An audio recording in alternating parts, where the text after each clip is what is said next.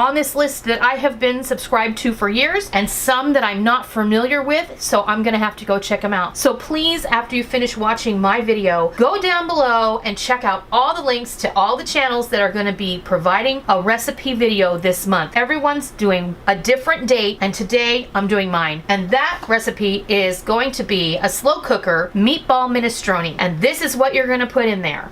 So what I start off with is some cooked meatballs. Now I have made meatballs in the past, and this is just my basic meatball recipe. I made them super small so that they can be like one bite on your spoon. I am not showing you how to make these in this video because everyone has their own way of making meatballs. You can make these with ground beef or ground turkey or ground pork or ground elk or whatever ground meat that you prefer. I left a recipe for the meatballs in the recipe for the soup, so you can check that out to see what I use. But this is just about 1.33 pounds of meat, and that's what we're going with.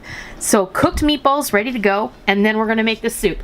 I have 1 quart of beef bone broth, a 28-ounce can of petite diced tomatoes, a 14-ounce can of crushed tomatoes, 1 14-ounce can each of drained cannellini beans and red kidney beans, 1 medium onion diced, 3 stalks of celery diced, 2 large carrots sliced, 1 zucchini squash diced, and about 2 cups of fresh green beans that I just cut into pieces. We're gonna season this up with about 4 cloves of garlic, a teaspoon each of dried basil, dried oregano, and salt, as well as a ½ teaspoon of cracked black pepper, and a teaspoon each of onion powder, garlic powder, and Italian seasoning. We're gonna put all of this in the slow cooker, and we're going to let that cook. Right before it's time to eat, I'm gonna boil up some small shell pasta. So this is the really tiny shell pasta. I'm not putting this in the crock pot because of leftovers. These get large and mushy if you cook them in your soup. If you cook them separately,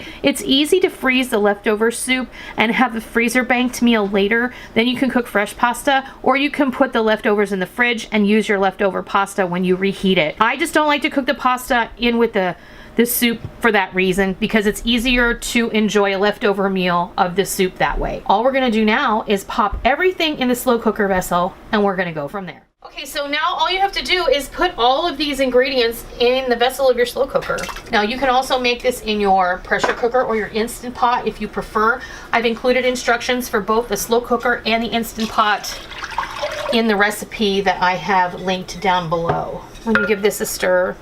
So this is just your liquid base here and a random green bean that's snuck in there. So now we're just put all of our veggies. And remember, when you make this, this is your soup. You can put in whatever vegetables you like. Do you have a garden and do you have an overabundance of something? Put it in there. This is just really vegetable soup that we've added meatballs to. It's all good, and it's gonna be good regardless. So just go for it. If you don't like beans, don't put beans. And cannellini beans, they're just white kidney beans, so don't be afraid of those. Let's get our seasonings and everything in here before we pop our meatballs in. And you can adjust the garlic to taste as well, just like you can adjust the salt and the pepper and all the other seasonings to taste. Just like any other recipe, this is just a guideline. It's not written in stone. You can make this your own and it's all gonna be good. This looks fabulous and it smells great already. And I wanted to say, my slow cooker is 8 quarts, so that's literally 2 gallons. And because the meatballs are already cooked, this doesn't take very long to cook. I'm gonna say, if you pop this on low, 4 to 6 hours. If you pop this on high, 2 to 4 hours. So because I'm starting this late in the afternoon, I'm gonna pop this on high. These meatballs are only gonna get more delicious. I bake them in the oven to get them done quickly, which is how I always make my meatballs. When it's closer to dinner time, I'm gonna boil my noodles off, and then when I come back, I'm gonna show you how we put this bowl together and make a delicious dinner. All right, our meatball minestrone has cooked all afternoon and we're ready to eat dinner. I really just wanted to show you what this looks like. It looks delicious. It smells amazing. Yeah. And I cannot wait to have dinner tonight. Making the meatballs is really, it's kind of the go the extra step thing, but honestly, if you didn't want to do that and you wanted to use frozen meatballs, if that's your go-to, you can sure do that. And then when you serve it, people who are eating it can just cut them in half or in fourths with their spoon, but it's entirely up to you. I think it looks really great with the little mini meatballs in there. They aren't really that much more difficult to make, and it's just entirely up to you.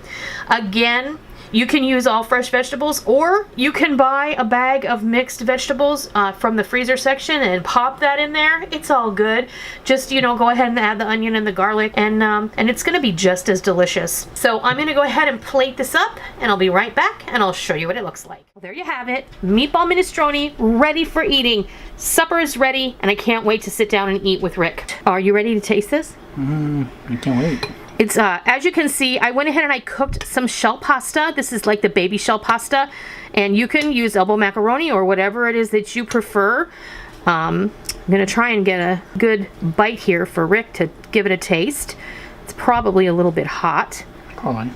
There you go. What do you think? That is really, really good. It's a great hearty dinner. I think this is going to be one that the kids are really going to love because of those shell pasta and these mini meatballs. Now keep in mind, you can make these mini meatballs in bulk, keep them in your freezer, pull them out whenever you want to, throw them in soup, make stroganoff or something else out of them. It's just a really great idea. It's always wonderful to have things like that on hand for quick meals during the week, or when you're in a hurry and you don't know what to make.